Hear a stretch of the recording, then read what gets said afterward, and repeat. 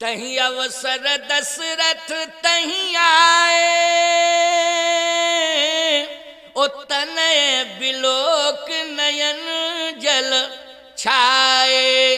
अनुज सहित प्रभु वंदन कीन्हा, ओ आशीर्वाद पिता तो दीना। बोलो स्वर्ग से उतर के दशरथ जी आए लंका में कि नहीं? ये चौपाइयां सही है ना? रामायण ही की है कि? बता देना थोड़ा। नहीं अपने मन से तो नहीं बोलते जा रहे, बना बना के बोल रहे हो। नहीं कहो कि महाराज तो खूब बना बना के बोलते ही चले जा रहे, किसी की सुन भी नहीं रहे और अपने ही बोलते चले जा रहे। तहीं अवसर दशरथ तहीं आए, तनय बिलोक नयन जल छाए। अनुज सहित प्रभु वंदन कीना, आशीर्वाद पिता तो दीना। इसका मतलब है कि दशरथ जी में उतरने की क्षमता है। बोलो है कि नहीं? उतरने की क्षमता है। तो अयोध्या वासियों को यह विश्वास नहीं है, लेकिन यह विश्वास है अयोध्या वासियों को कि निश्चित रूप से भरत जी राम जी को मना के वापस अयोध्या लाएंगे और सिंहासन पर बिठाएंगे। बोलो भरत क्या चाहते हो? भरत जी ने कहा प्रभु मैं आपको केवल बड़ा भाई ही नहीं मानता हूं, मैं आपको स्वामी मानता हूं। केवल ऐसा नहीं है आप बड़े भाई हैं, आप स्वामी भी हैं और मैं आपका सेवक हूं। सारी दुनिया भले ही मुझे संत कहे, लेकिन मैं अपने को संत नहीं मानता हूं, मैं तो आपका सेवक मानता हूं। आपका सेवक हूं, ये भरत आपका सेवक है।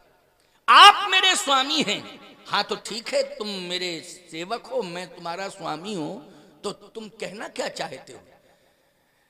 भरत जी ने कहा कि प्रभु सेवक का धर्म ये कहता है कि स्वामी को संकोच में न डाले। अब स्वामी क्या चाहता है ये स्वामी ही बतावे। अयोध्या वासी बोले लो गोलमोल बात हो गई। क्यों भाई हैं? स्वामी क्या चाहता है? आदेश करे सेवक को। सेवक का यह धर्म नहीं कहता है कि स्वामी को संकोच में डाले। ऐसी परिस्थिति पैदा कर दे सेवक कि स्वामी संकोच में आ जाए। वो कैसा सेवक? वो सेवक ही नहीं है जो स्वामी को संकोच में डाले। जो साहिब ही संकोची,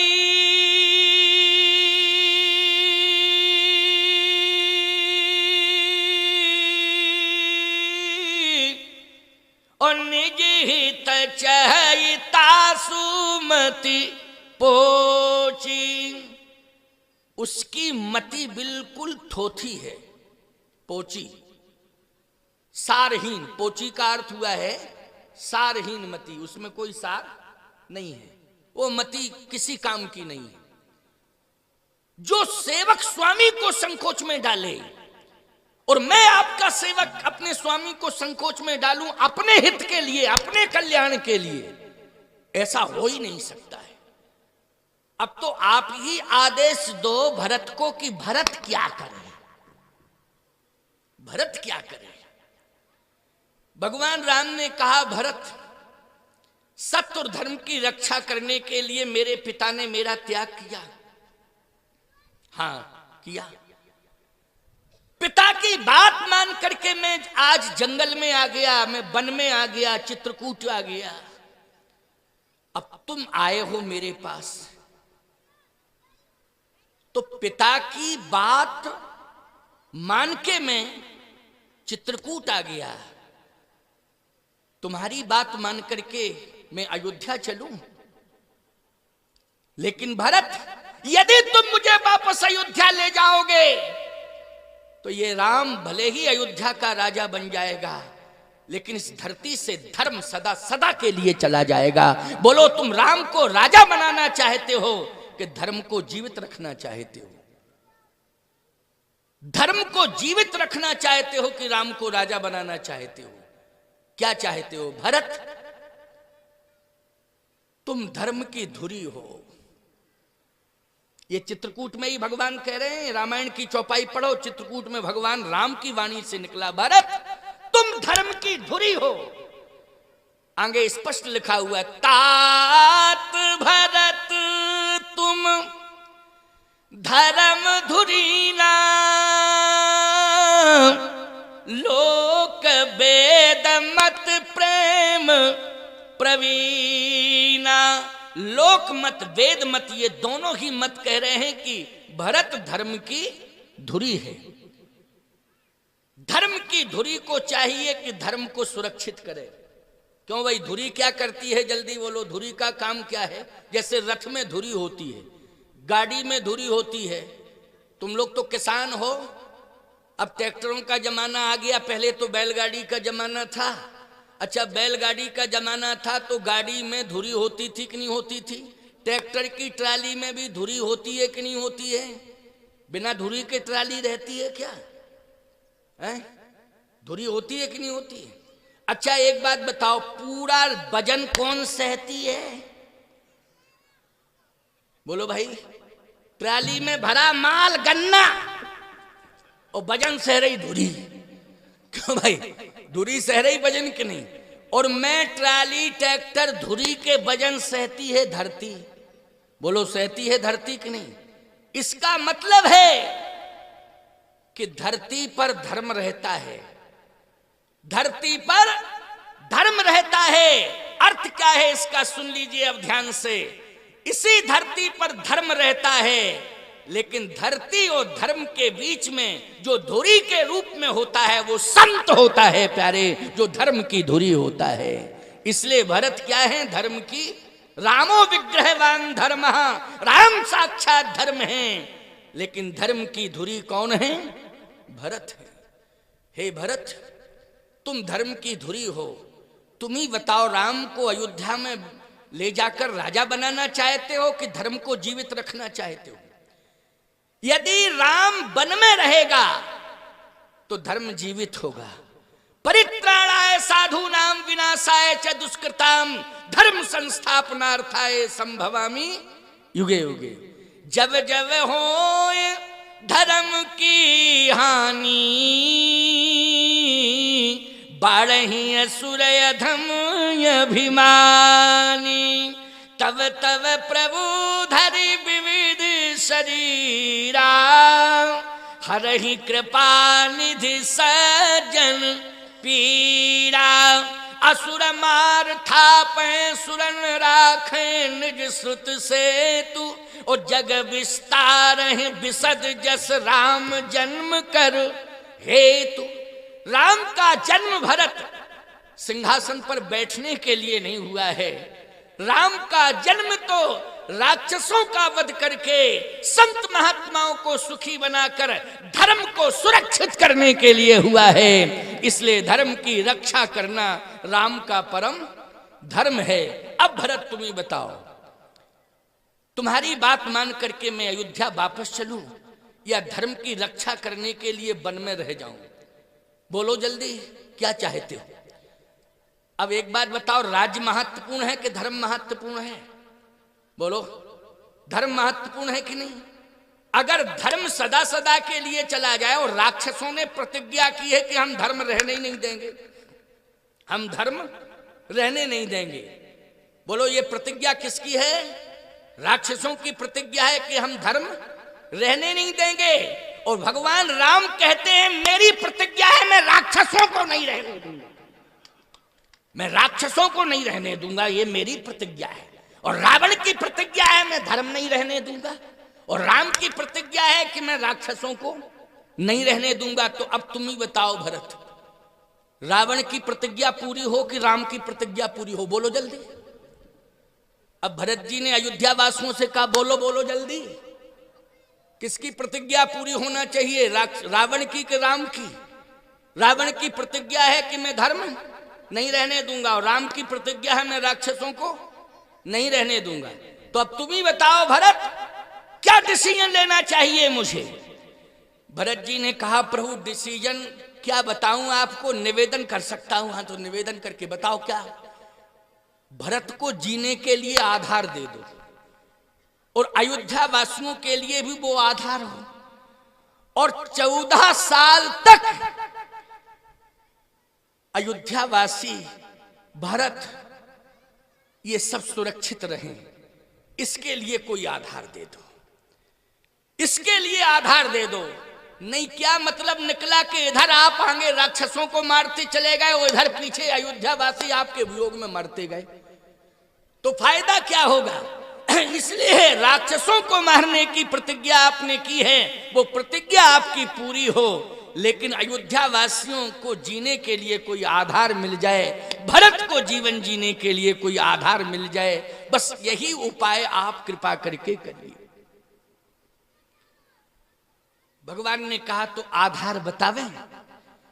साधु संतों के लिए, भक्तों के लिए जीने का आधार जानते हो क्या है? भगवान का चरण। और यदि भगवान का चरण न मिले तो भगवान का चरणोदक। बोलो जल्दी, जीने के लिए आधार किसको मानते हो? या भगवान का चरण या भगवान का चरणोदक।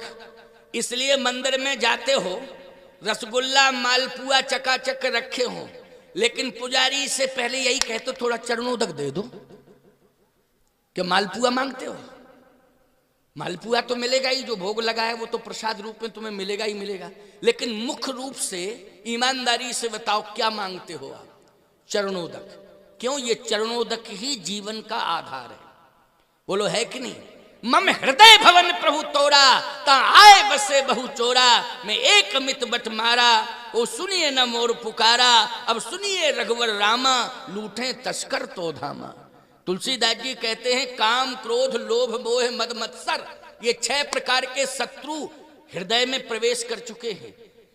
हे राम, हे प्रभु, ये विकारों को भगाइए भगाइए भगाइए, कृपा करके आप आइए आइए।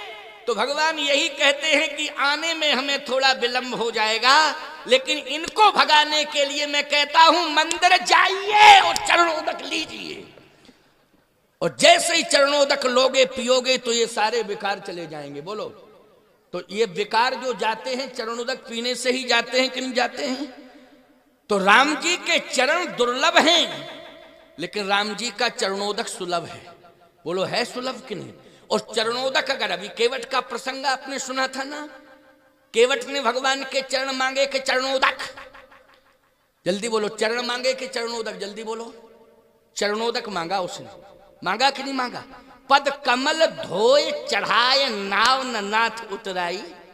चाहो आप चले जाइएगा, लेकिन चरणोदक दे दो, बस केवल चरणोदक चाहिए। बोलो चाहिए चरणोदक कि नहीं? तो राम जी पास में आ गए, चरण भी सामने देख रहा है, लेकिन चरणोदक की डिमांड कर रहा है कि मुझे चरणोदक चाहिए, क्योंकि चरण मिल जाएंगे, ये चरण चल के कहीं दूर चले जाएंगे, लेकिन चरणोदक मिल गया तो अंदर ही रहेगा। क्यों भाई? चरणोदक मिल गया तो कहां रहेगा? बोलो जल्दी। हाँ, समझदारों के लिए इशारा काफी है, वैसे तो सब समझदार बैठे हैं। चरणोदक, इसलिए मैं कहता हूं चरणोदक चाहिए। किशोरी तेरे चरणन की रज पाऊं, चरणन की रज का मतलब है चरणोदक। केवट ने भी चरणोदक मांगा था। पद कमल धोए चढ़ाए नाव न नाथ उतराई, चहो मोह राम राउर आन दशरथ सपथ सब साची कहो। और एक बात बताएं, भरत जी भी क्या मांग रहे हैं? आपन दारुण दीनता सबे कहो सिरनाए, और देखे बिन रघुनाथ पद जिय की जरनी न जाए। भगवान के पद मांग रहे हैं, पादारविंद चरणारविंद भरत जी, लेकिन चित्रकूट जैसे ही पहुंचे तो भरत जी महाराज से भगवान कहते हैं क्या चाहिए? कहे आधार, तो कह रहे थे कि चरण चाहिए, लेकिन भगवान ने चरण ना दे करके चरण पादुकाएं दे दी। बोलो क्या दे दी? चरण पादुकाएं। बोलो दी कि नहीं दी? प्रभु करी कृपा पावरी दीनी, सादर भरत शीस धर लीनी। भगवान ने चरण पादुकाएं दी भरत को। भरत जी ने चरण पादुकाएं हाथ में ले ली। आप कहोगे भरत जी ने ये क्यों नहीं कहा चरणोदक दे दो आप? सावधान, चरणोदक भरत जी ले लेते और पान कर लेते, ये ठीक था, मान लीजिए ये तो वहीं संभव था चित्रकूट में ही, कोई दिक्कत नहीं। लेकिन सत्य तो ये है कि ये चरणोदक भरत जी पान कर लेते और चरणोदक भरत के हृदय में रहता, अंदर रहता, उदर में रहता, उदरस्त कर लेते उसको। लेकिन भगवान को वापस लौटाने के लिए भरत के पास उपाय क्या था? फिर क्या विकल्प था? बोलो भाई। भगवान को वापस लौटाने के लिए चरण पादुकाएं ही विकल्प हैं। बोलो हैं विकल्प कि नहीं? लेकिन भरत जी ने चरण पादुकाएं मांगी नहीं थी, भगवान ने चरण पादुकाएं स्वयं दी हैं। ये कोई प्रमाण नहीं है कि चरण पादुकाएं मांगी हो, ये कहा था आधार दे दो, तो भगवान ने चरण पादुकाएं दे दी। ये चरण पादुकाएं भगवान ने दी हैं। गोस्वामी जी कहते भरत मुदित अवलंब लहे थे, अस सुख जस सिय राम रहे थे। बोले ये तो सीता ही राम जी मिल गए भरत को। लेकिन सत्य तो ये है प्यारे कि चरण पादुकाएं चरण से ज्यादा महत्वपूर्ण है, चरण से ज्यादा महत्वपूर्ण है। चरण पादुकाएं किसकी दृष्टि में? राम जी की दृष्टि में। राम जी की दृष्टि में चरण से ज्यादा महत्वपूर्ण है चरण पादुकाएं। आप कहोगे महाराज कैसे? जैसे हम यहां आए, सुनना, तो आप हमें खोजोगे, हमारे चरण खोजोगे। महाराज थोड़ा सा चरण स्पर्श, थोड़ा सा, सारे लोगों की निगाह चरण पर रहेगी कि नहीं रहेगी? हमारी निगाह रहेगी चरण पादुका पे, कोई ले ना जाए, कोई ले ना जाए। क्यों? तो सही बताओ, ईमानदारी की बात है कि नहीं? जितने लोग बैठे हो सबकी निगाह रहेगी हमारे चरण पर कि महाराज का चरण थोड़ा छूने को मिल जाए, थोड़ा चरण। अरे कहाँ है चरण? अरे हटो जरा, चरणों तक हमें भी जाने दो। लेकिन हमारी निगाह रहेगी कहाँ? जहां हमारी चरण पादुकाएं रखी हैं कि कोई ले ना जाए, कोई ले ना जाए, कोई ले ना जाए। और याद रखना, भक्त कितने ही प्रेमी क्यों ना हो, हाथ पकड़ के हमें कहीं खींचे, लेकिन हम पादुकाओं की तरफ खींचेंगे। अरे हमको चप्पल तो पहनने दो, खड़ाऊ तो पहनने दो, फालतू की बात करते हो क्यों भाई? बार बार कहेंगे कि हमारी खड़ाऊ जहां रखी हमको वो पहनने दो। कहां ले जा रहे हो मुझे? कहां ले जा रहे हो मुझे? बार बार जो है खड़ाऊं, इसका मतलब ये है कि जहां पर खड़ाऊं रखी हैं वहां मुझे जाना ही पड़ेगा। बोलो जाना पड़ेगा कि नहीं? इसी प्रकार से भगवान ने भरत को विश्वास दिला दिया कि भरत चिंता मत करो, मैं कह रहा हूं कि निश्चित रूप से समय से अयोध्या आऊंगा, निश्चित रूप से अयोध्या आऊंगा। अरे राज्य लेने के लिए नहीं आऊंगा, अपनी चरण पादुकाओं को पाने के लिए जरूर अयोध्या आऊंगा। मैं राज्य का भूखा नहीं हूं, लेकिन मेरी पादुकाएं तुम्हारे पास रहेंगी, उन तक मैं जरूर आऊंगा। और सावधानी से समझना इस बात को, पादुकाएं साधारण नहीं होती हैं। जूते चप्पल में और पादुकाओं में बड़ा अंतर है। पादुकाएं महात्मा ही पहनते थे पहले, तो अब तो सभी चटर पटर करने लगे। बहुत लोगों को मैंने देखा सभी पहनने लगे, और जो नहीं पहनते हैं वो कहते हैं महाराज ये खड़ाऊं कहाँ मिलती हैं? हमने कहा तुम्हें क्या मतलब है? बोले हम सोच रहे हम भी ले आएंगे है? हमने कहा ये खड़ाऊं ऐसे थोड़ी मिलती हैं। अरे बोले बाजार में मिल जाएंगी, आप तो पता बता दो, हम तो ले आएंगे। और अगर नहीं मिलेंगी तो फिर हम आप ही की ले जाएंगे मौका पाके लेकिन या तो आप पता बता दो, नहीं तो हम आप ही की ले जाएंगे। अरे मैंने कहा ऐसे नहीं पहनी जाती हैं पादुकाएं, तुम लोग फालतू की बात करते हो। बोले कैसे पहनी जाती हैं? हमने कहा पादुका वो पहनते हैं जिनके पैर संभले होते हैं, जिनके पैर संभले होते हैं। अच्छा, सबको अभ्यास है पादुका पहनने का, चरण पादुका पहनने का? बोलो नहीं है, सबको अभ्यास थोड़ी है, गिर जाओगे 1 मिनट में इधर उधर। लेकिन जिनके पैर संभले हैं वो पैर चरण पादुकाओं को संभाले रहते हैं, पैर संभाले रहते हैं पादुकाओं को। लेकिन जूते चप्पल जो हैं तुम्हारे पास, वे तुम्हारे पैर को संभाले रहते हैं। बोलो संभाले रहते हैं कि नहीं? जूते चप्पल क्या करते हैं? तुम्हारे पैर को संभाले रहते हैं। लेकिन पादुकाएं वो हैं कि पैर ही पादुकाओं को संभाले रहते हैं। बोलो संभाले रहते नहीं? पादुका तो इधर भक्ति इधर भक्ति। देखो पहनने जो अनाभ्यासी लोग हैं, जो कभी पहने नहीं है, वो पहली बार पहने पर देखो इधर भग रही उधर भग रही और जबरदस्ती घसीटते जा रहे हैं।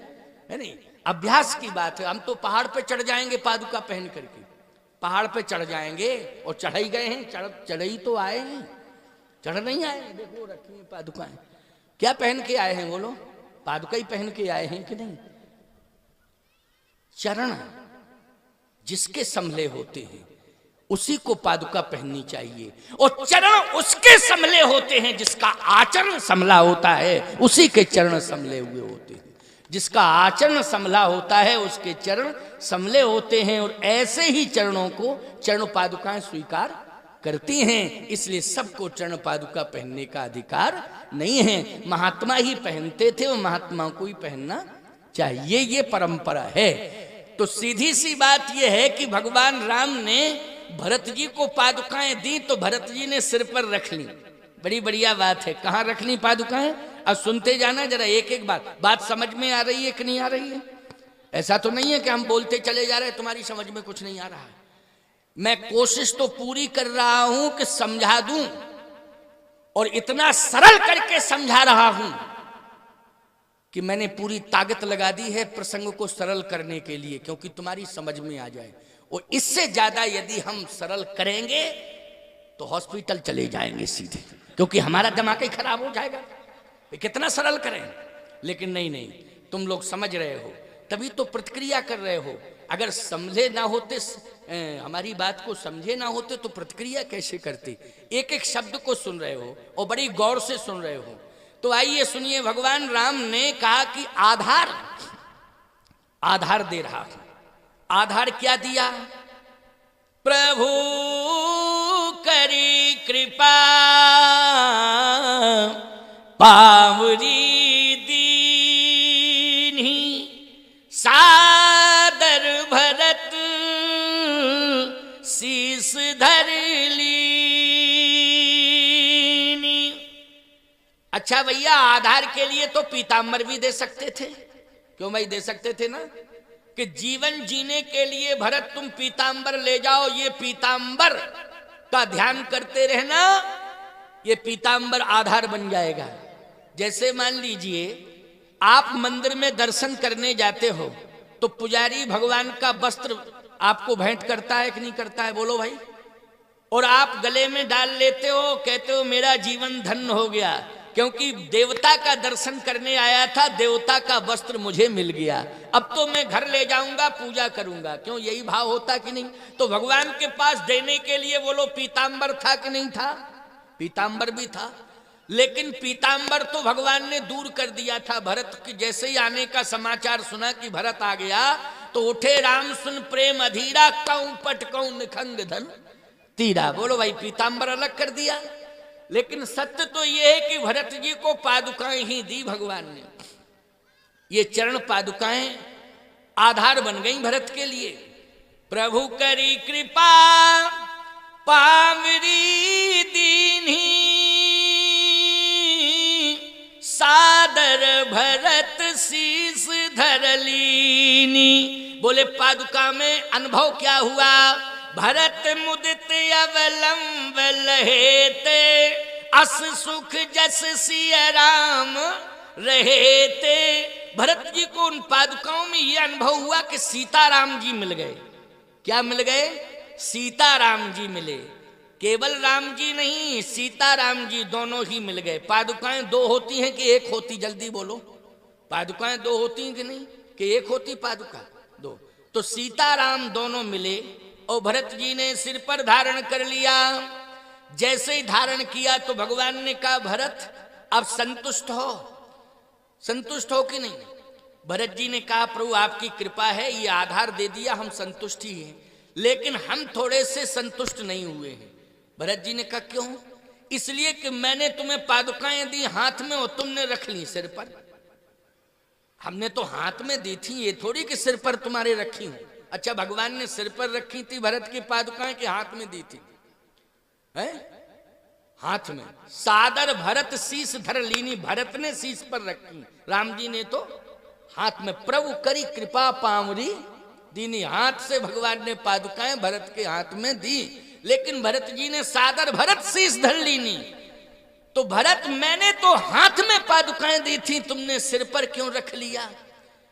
पादुकाएं सिर पर रख ली तुमने भरत? भरत जी ने कहा हाँ सिर पर तो रख ली। तो आधार मैंने तुम्हें दिया था, लेकिन तुमने तो इन पादुकाओं को भार बना लिया।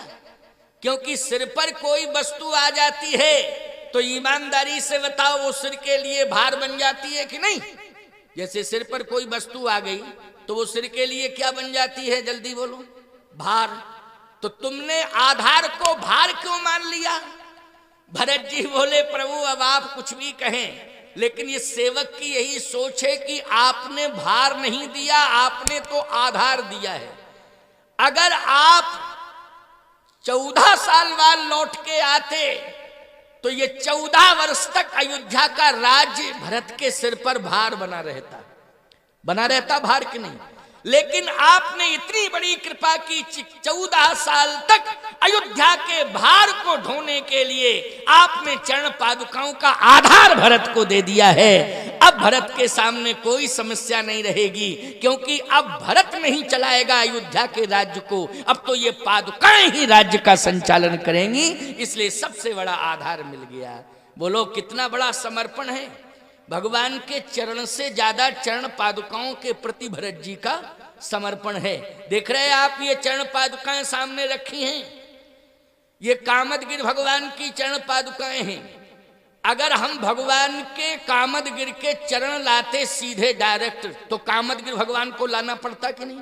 तो स्थावर देवता को हम भदौना के सिद्ध बाबा के पहाड़ पे कैसे ले आते? लेकिन याद रखना, विशेषता यही तो है चरण पादुकाओं की कि कामतानाथ स्थावर देवता हैं।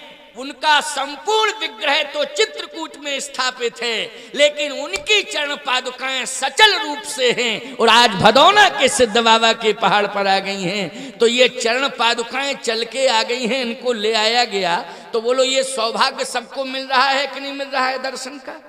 इसलिए विशेषता इन चरण पादुकाओं की यही है। भगवान की चरण पादुकाएं भरत जी लेकर के वापस आ रहे हैं।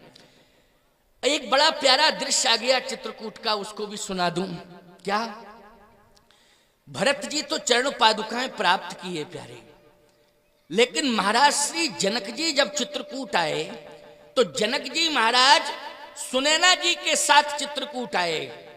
अयोध्या से भरत जी महाराज माताओं के साथ आए हैं, लेकिन यहाँ सुनैना जी के साथ आए हैं महाराज श्री जनक, और मंत्री आदि सभी साथ में हैं। लेकिन एक बात मैं पूछना चाहता हूं, रामायण की कथा केवल मात्र आप अखंड विधि से पढ़ें, ये तो परंपरा चली आ रही, इसका निर्वाह करें, लेकिन रामायण की चौपाई के नीचे जो अर्थ लिखा है उसको जरूर पढ़ा करें। क्योंकि अर्थ यदि आपने सामान्य अर्थ ही लिखा हुआ है, यदि आपने उस अर्थ को पढ़ लिया तो जितने भी व्यर्थ के प्रपंच आपके जीवन में हैं, रामायण का अर्थ उन्हें दूर कर देगा, ये कन्फर्म मान के चलिए। लेकिन पढ़ना जरूर चाहिए, नीचे अर्थ क्या लिखा हुआ है। ये जरूरी नहीं है कि हम ही तुम्हें सुनावें और तुम सुनो, ये तो मौका साल में एक बार मिल सकता है, बार बार नहीं मिल सकता है। लेकिन रामायण पढ़ने का और रामायण की चौपाइयों के अर्थ को पढ़ने का मौका बोलो बार बार तुम्हें घर में मिलेगा कि नहीं मिलेगा? घर में ही मिलेगा, इसलिए जरूर पढ़ना चाहिए। आइए पढ़िए, सुनिए। महाराज श्री जनक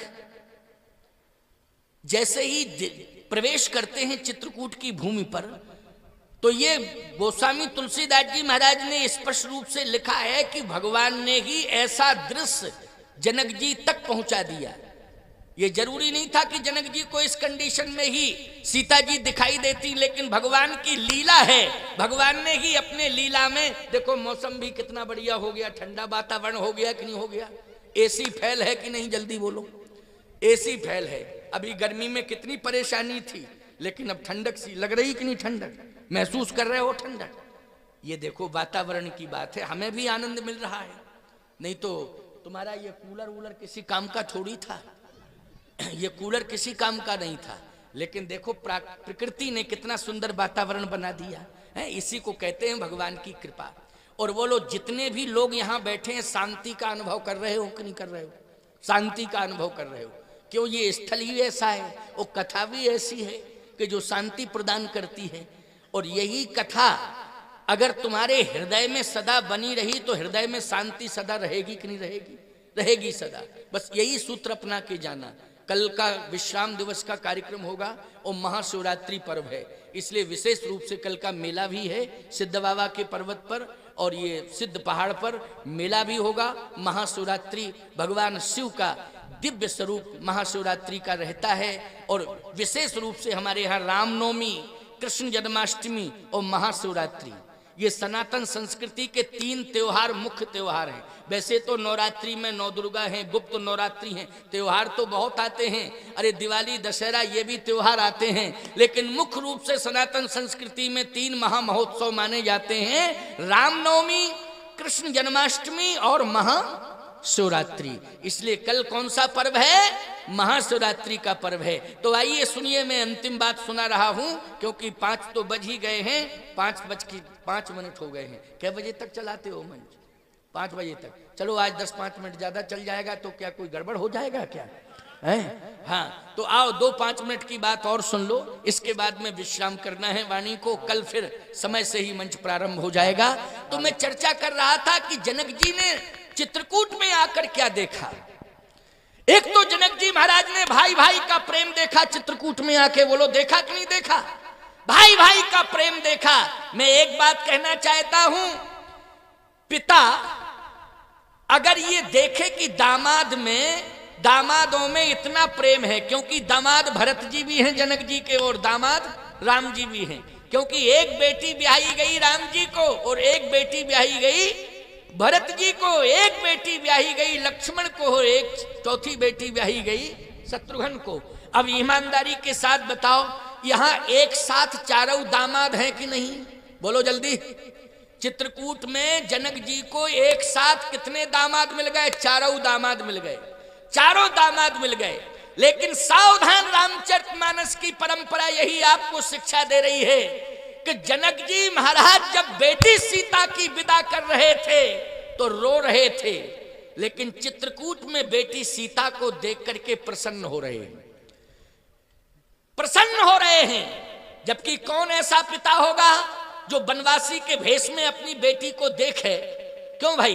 और पेड़ पत्तों के नीचे बैठा देखे और झरने का पानी पीते हुए देखे, जिसने सोने के गिलास में पानी पिलाया हो, जिसने सोने की सैया पर अपनी बेटी को सुलाया हो, ईमानदारी से बताओ वो अपनी बेटी को पत्तों की सैया पर लेटा हुआ देखे या अंजलि से, पात्र भी नहीं है, हाथ से पानी पीते हुए देखे, कंदमूल फल खाते हुए देखे, पत्तों के बीच में रहते हुए देखे? ईमानदारी से बताओ उस बाप को दुख होगा कि सुख होगा? बोलो जल्दी। दुख होगा कि नहीं होगा? लेकिन मैं एक बात कह रहा हूं, इसलिए रामायण को पढ़ना चाहिए। बहन बेटियां भी ध्यान से रामायण को पढ़ें, जितने भी नौजवान हैं वो भी ध्यान से पढ़ें, जो बेटी के बाप बैठे हैं वो भी रामायण को ध्यान से पढ़ें और रामायण को सुने। जनक जी महाराज ने चारों दामादों को देखा एक साथ, कितना प्रेम है, कितना आदर है, बड़े भाई के प्रति कितना समर्पण है। तीनों भाइयों ने बोलो राम जी के चरणों में अपना समर्पण किया कि नहीं किया? राज्य के प्रति जनक जी यही तो देख रहे हैं कि भाई भाई लड़ते हैं संपत्ति के कारण, भाई भाई लड़ते हैं पद प्रतिष्ठा पाने के कारण, लेकिन अयोध्या के भाई राजपद के लिए नहीं लड़ रहे हैं, अयोध्या के भाई तो राम पद के लिए लड़ रहे हैं कि मुझे राम पद मिल जाए, राम पादार बिंद मिल जाए। जनक जी ने कहा धन्य है जनक तेरा जीवन, आज तू अपने आप को कैसे रोकेगा? तेरी प्रसन्नता आज प्रस्फुटित हो जाएगी। जनक जी की प्रसन्नता दिखाई दे गई चित्रकूट में। जब जनकपुर में देखा गया तो जनक जी रो रहे थे। गोस्वामी जी कहते हैं बंधु समेत जनक तहीं आए, उसी बिलोक नयन जल छाए। सीता जी को देख करके रोने लगे। सिय बिलोक धीरता भागी और रहे कहावत परम विरागी। बोलो धीरता जनक जी की जनकपुर में चली गई कि नहीं चली गई? और जनक जी ने लीन राह और लाए जान की, ओ मिटी महामर्याद ज्ञान की। उस समय इतना धीरज टूट गया जनक जी का कि सीता जी की विदा करते समय दौड़ पड़े और अपनी बेटी को भुजाओं में भर लिया, हृदय से लगा लिया। गोस्वामी बिंदु जी ने बहुत बढ़िया एक छंद लिखा है। गोस्वामी बिंदु जी हुए हैं, बहुत अच्छे वक्ता हुए हैं, बहुत पुराने रामचरितमानस सम्मेलन की परंपरा उन्हीं ने डाली है। उन्होंने एक छंद लिखा है, बहुत अच्छे कवि, उत्कृष्ट कवि। उन्होंने कहा कि जनक जी महाराज ने जब सीता जी को हृदय से लगाया और फूट फूट करके रो रहे थे तो उनकी आंखों के आंसू ऐसे निकल रहे थे जैसे सावन भादों में झड़ी लग जाती, नहीं बरसात में झड़ी लग जाती सावन भादों की, ऐसे ही आंसुओं की झड़ी लग गई, आंसू रुके नहीं। वो दशा जनक जी की। मैं एक बात कहता हूं, बेटी की विदा होती है, बाप की आंखों में आंसू आते हैं, लेकिन आंसू आने के साथ साथ प्रसन्नता भी इस बात की होती कि मैंने आज बेटी का हाथ पीला कर दिया।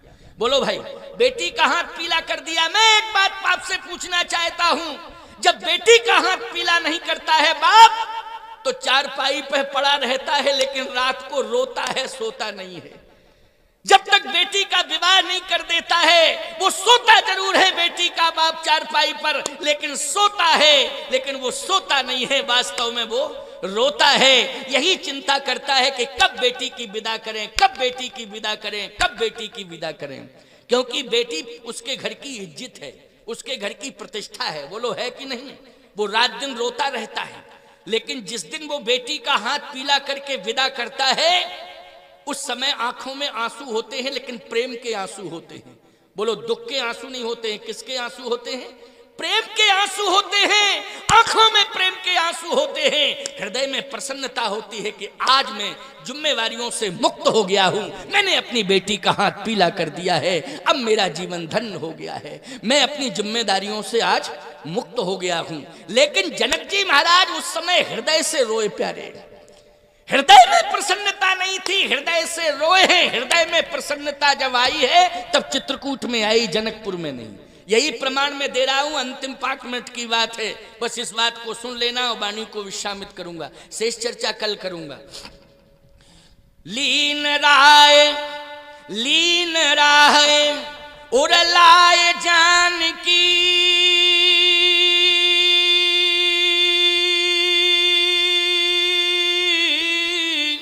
ओ मिटी महामर्याद ज्ञान की। आज ज्ञान की मर्यादा मिट गई। क्यों? बोले जनक जी ने आज बेटी को हृदय से लगा लिया, ऐसे रो रहे हैं जैसे अज्ञानी रोता है, अज्ञानी रोता है। देखत ही सिय मूरत को निज अंग विसूरत खोवन लागे, मंत्र सवै मन मौन धरे मिथिलेश की मूरत जोवन लागे। मानो विराग की राख मही पद्रगंचल बिंदु सुधोवन लागे। ज्ञान की तो मर्याद मिटी, हा जान की रोवन लागे। कि आज तो ज्ञान की मर्यादा ही चली गई। लेकिन जनक जी से ज्ञानियों ने कहा कि जनक जी आप ज्ञानियों के भी ज्ञानी हैं, आप ब्रह्म ज्ञानी हैं। जासु ज्ञान रवि भवनिसी नासा, वचन किरण मुनि कमल विकासा। आप ज्ञानियों के भी ज्ञानी हैं, लेकिन आज आपका ज्ञान कहां चला गया? आज आपका ज्ञान मिट्टी में मिल गया जनक जी। जनक जी ने कहा तुम मेरे अंतःकरण की बात नहीं समझ पाओगे, अंतःकरण की बात नहीं समझ पाओगे, बाहर के आंसू देख रहे हो। आज जनक क्यों रो रहा है? उत्तर मिल गया है चित्रकूट में कि जनक उस समय क्यों रोए थे। क्योंकि रोना चाहिए था उन्हें चित्रकूट में, लेकिन रो रहे हैं जनकपुर में। बोले चित्रकूट में प्रसन्नता व्यक्त कर रहे हैं। कब कर रहे हैं प्रसन्नता व्यक्त? जब तापस वेश जनक सिय देखी,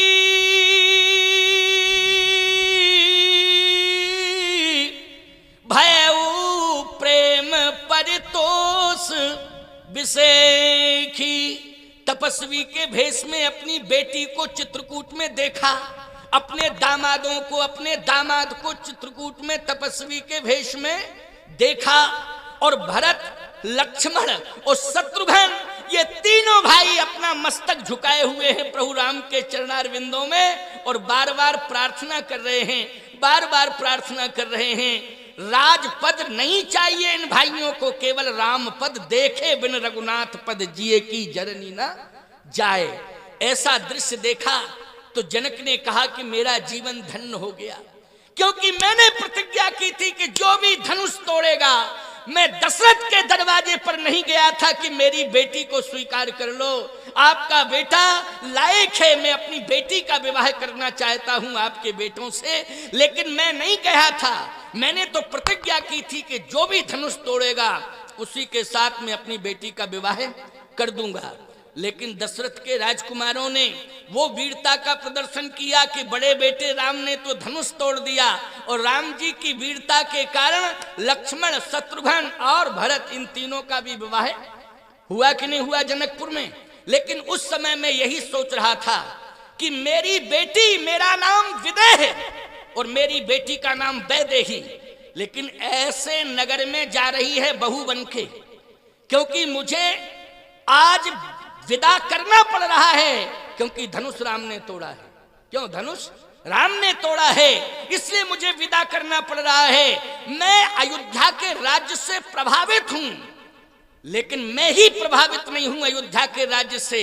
मुझसे ज्यादा प्रभावित यदि अयोध्या के राज्य से है तो अवध राज सुर राज सिंहाही और दशरथ धन लख धनद लजाही। देवराज इंद्र भी प्रभावित है अयोध्या के राज्य से, लेकिन मेरी बेटी वैदेही, विदेह की बेटी वैदेही इतने सुविधा वाले नगर में जा रही है जहां खजाना भरा पड़ा है।